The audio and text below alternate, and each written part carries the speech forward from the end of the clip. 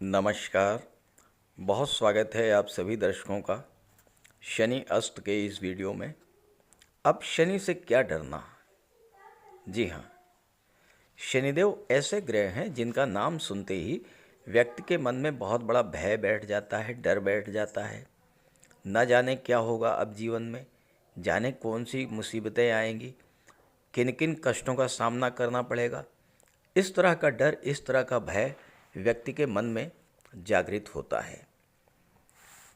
किसी भी व्यक्ति के जीवन में अगर शनि की साढ़े साती या ढैया शुरू होने वाली होती है, या शनि की महादशा या अंतर्दशा शुरू होने वाली होती है, तो भी व्यक्ति के मन में पहले से ही चिंता, भय और तनाव की स्थिति बन जाती है कि जाने क्या होगा अब। और ये सच भी है, क्योंकि शनि है न्याय के देवता, शनि है कर्म के कारक, और शनि आपको आपके पूर्व कर्मों के आधार पर ही फल देते हैं। और शनि का न्याय, शनि का दंड, शनि का फल बहुत कष्टकारी भी होता है। हालांकि शनि अगर आपकी कुंडली में अच्छे हैं, अंश बल से मजबूत हैं, शुभ भाव में स्थित हैं, खास करके तीसरे, छठे, 10वें और 11वें भाव में, तो अपनी महादशा और अंतर्दशा के दौरान ये व्यक्ति को इतना कुछ दे कर जाते हैं जितना आपने पूरे जीवन में प्राप्त भी नहीं किया होगा।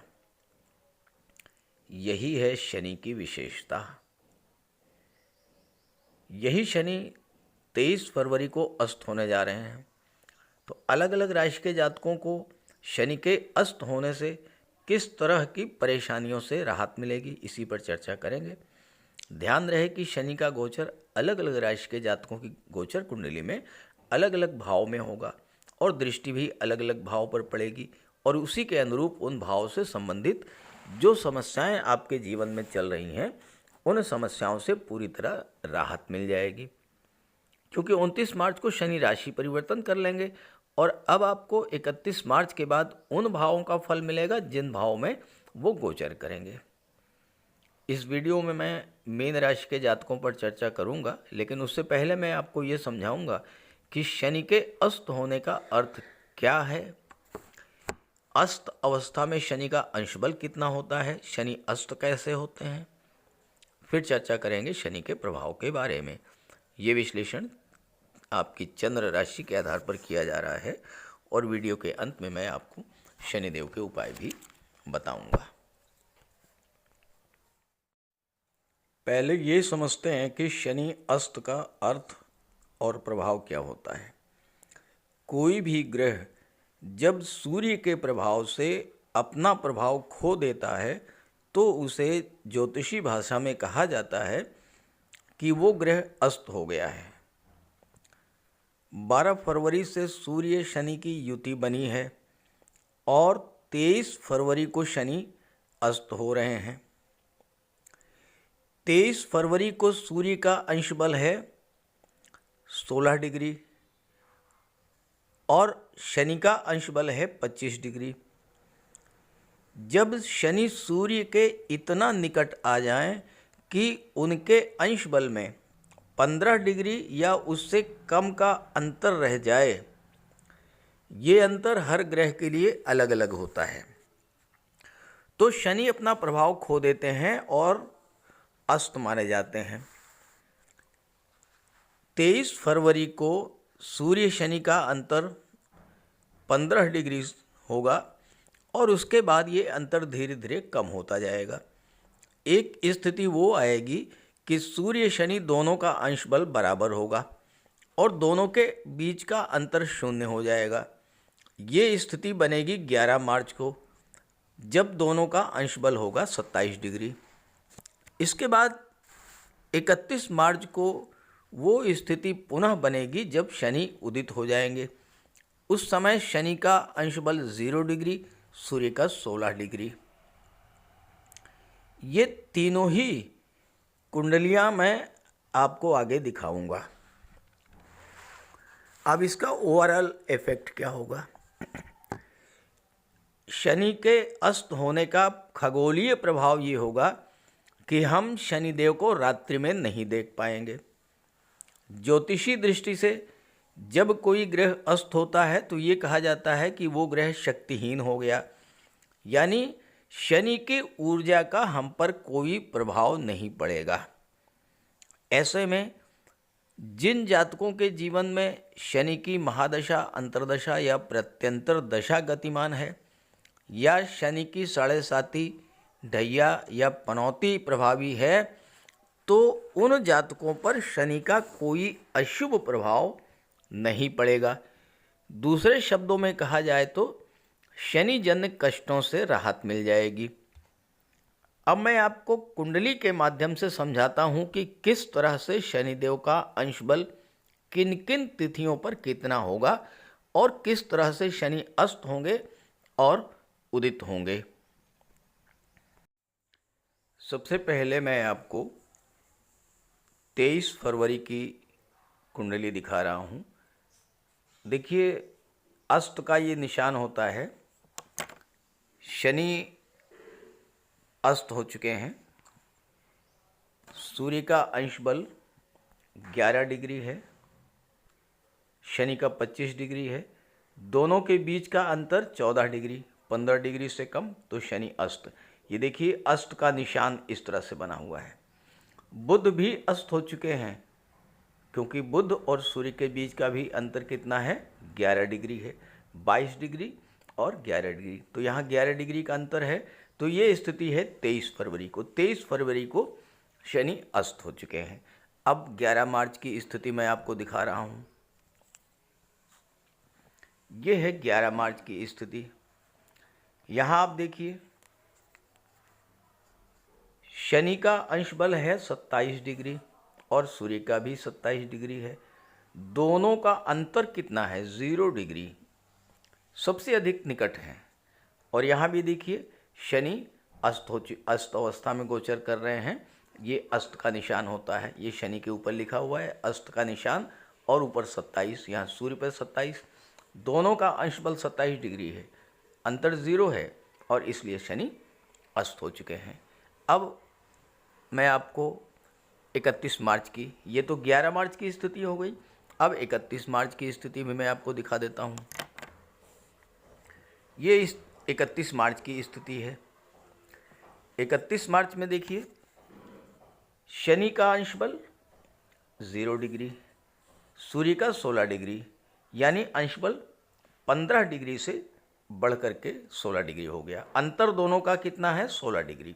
जब अंतर 15 या 15 से कम तो अस्त हो जाते हैं, जब अंतर 15 या 15 डिग्री से ज़्यादा हो जाता है तो उदित हो जाते हैं। अब देखिए, यहाँ शनि पर अस्त का निशान नहीं है ना, और सूर्य शनि का अंतर 16 डिग्री है, सूर्य 16 पर हैं, शनि 0 पर हैं, तो 16 डिग्री का अंतर हो गया। शनि उदित हो चुके हैं, और उदित हुए हैं किसमें, मीन राशि में। अभी तक कुंभ राशि में थे, अब मीन राशि में।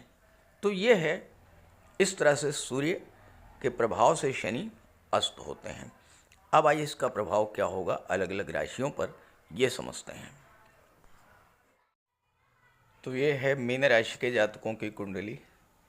मीन राशि के जातकों के जीवन में शनि की साढ़े साती का प्रथम चरण पिछले 2 वर्षों से गतिमान है, और शनि 23 फरवरी से जब अस्त होंगे तो पिछले 2 वर्षों से साढ़े साती का जो दर्द मीन राशि वाले जातक झेल रहे थे, उनसे राहत मिलनी शुरू हो जाएगी।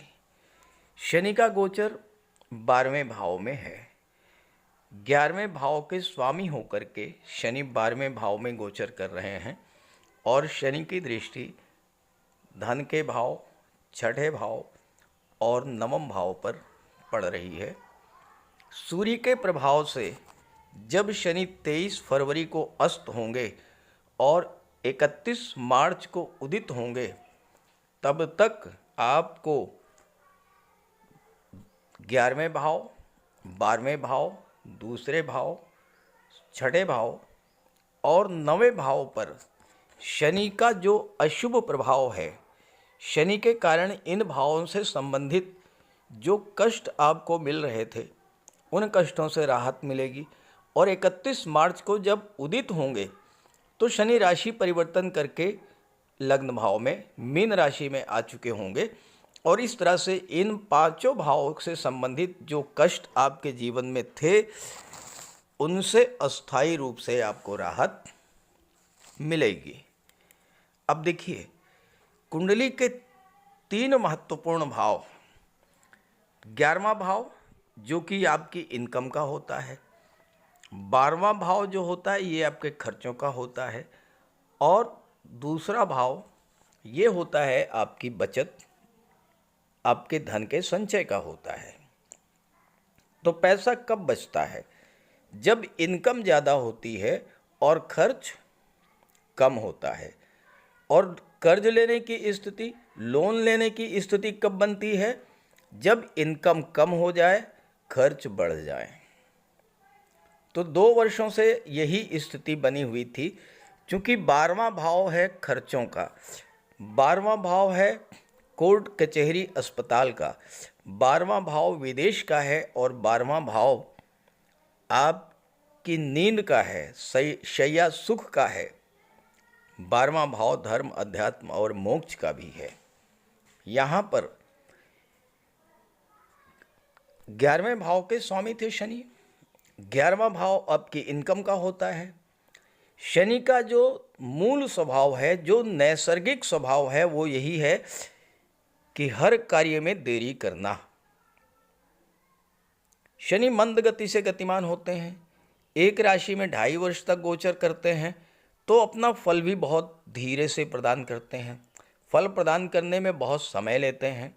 हालांकि शनि अगर अच्छे हुए तो शनि जितना दे करके जाते हैं उतना शायद कोई दूसरा नहीं दे सकता है।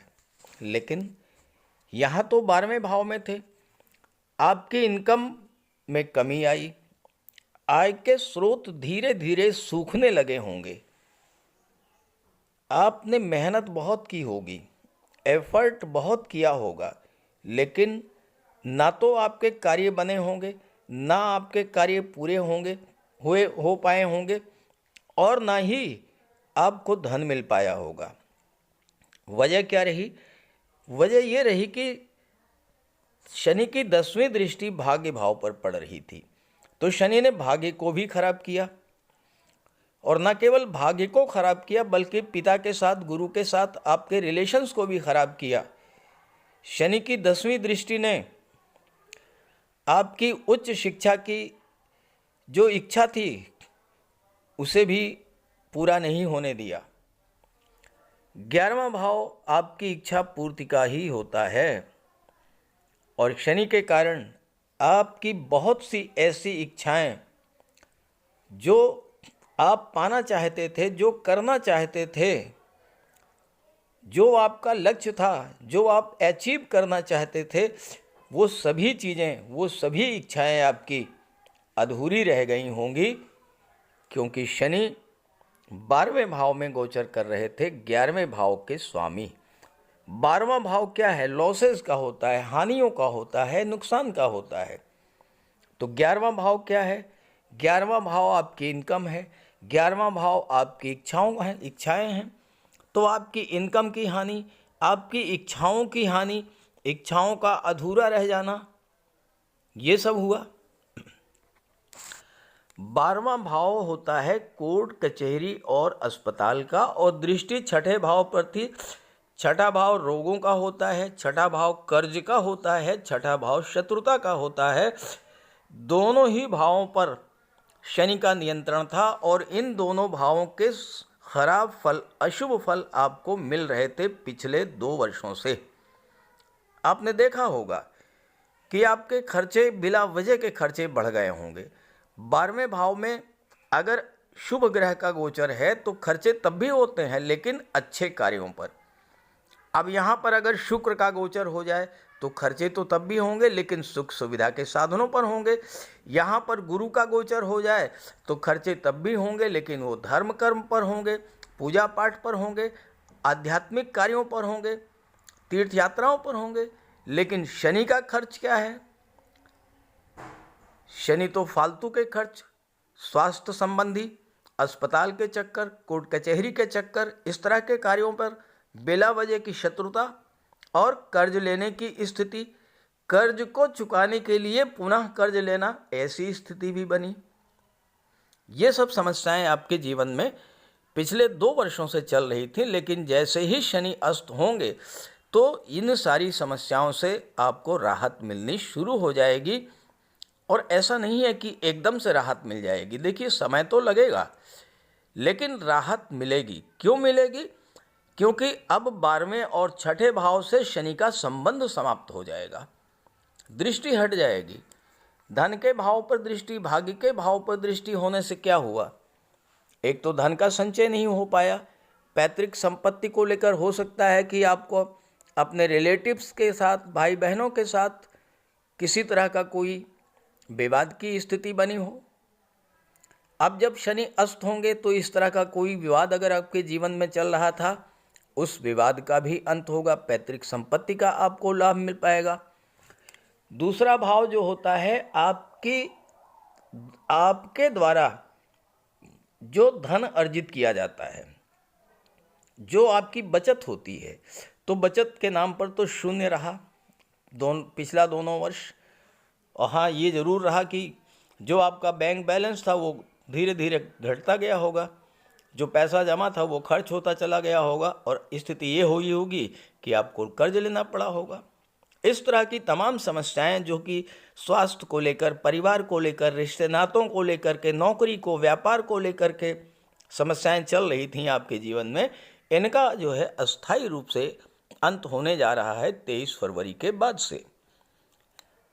अब छठा भाव क्या होता है? नौकरी का होता है, कंपटीशन का होता है। यहाँ पर शनि का प्रभाव होने से छात्रों को बहुत अधिक इंतज़ार करना पड़ रहा होगा किसी एग्ज़ाम के होने के लिए, किसी रिज़ल्ट के लिए या किसी नियुक्ति के लिए। आप किसी एग्ज़ाम की तैयारी कर रहे थे, पता ये लगा कि वो एग्ज़ाम, उसके विज्ञापन ही नहीं निकल रहा है। बहुत लंबे समय से आप वेट कर रहे थे कि अब इसका एग्ज़ाम होगा, इसका विज्ञापन निकलेगा, फॉर्म भरेंगे, इंतज़ार ही करते रह गए आप।